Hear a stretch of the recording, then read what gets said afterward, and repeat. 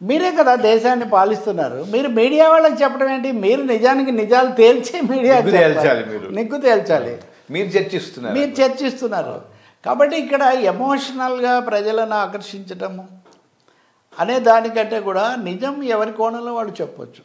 ఇంకా చివరిదండి, మీ పార్టీ మీరు మీ ప్రభుత్వాన్ని మీరు చెప్పుకుంటారు, కానీ అలాగే మీరు వ్యతిరేకమైతే వ్యతిరేకిస్తారు. But to the exclusion of other, అంటే ఇంకొకరు ఉండనే కూడదు అనేది ఎట్లా? ఇప్పుడు మోదీ గారు దేశానికి ప్రధానమంత్రి, మీరు ఆయనకు తప్పకుండా ఆయన చేసిన దానికి ఆ ప్రాధాన్యత ఉంటుంది కదా.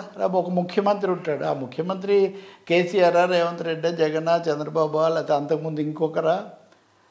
లేదు మేము వ్యతిరేకం కాబట్టి అది వార్త వేయము, అది చిన్నది ఎక్కడో వేస్తాము, వ్యతిరేకమైనది వేస్తామంటే ఎట్లా? వ్యతిరేకమైనది పెద్దగా వేస్తారు, అది ఎక్కడో చిన్నది వేస్తారు. మీరు వేయండి. మీరు గమనించండి, పత్రికల గురించి మీరు అంటున్నారు కాబట్టి లార్జెస్ట్ సర్క్యులేటెడ్ డైలీలో పొలిటికల్ స్పేస్ ఎంత తగ్గిపోయిందో మీరు చూడండి.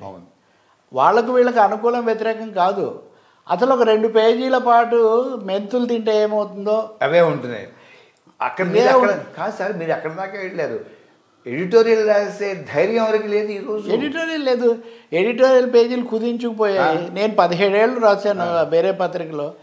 వాస్తవంగా వామపక్ష పత్రిక సంపాదకుడుగా ఉండే మీరు కూడా ఉన్నారు అప్పుడు, ప్రజాశక్తి ఉంటూ జ్యోతిలో రాశాను నేను. వాళ్లకు అంత అవగాహన చూపించారు, నాకు అది మేము ఇంకెవరు రాసుండ్రు, ఒక ఎడిటర్ ఇంకో పేపర్లో రాయలేదు. It happened. అంటే ఇచ్చిపుచ్చుకున్నా సరే, ఆయన చాలా ఇది అనుకోండి. అందుకని నేనేమంటానంటే, విమర్శించడము 100 సార్లు విమర్శించవచ్చు, ఒకరినొకరు ఘర్షణ పడవచ్చు, కానీ ఇంకెవరు భిన్నాభిప్రాయమే ఉండకూడదు అనేది చాలా పొరపాటు.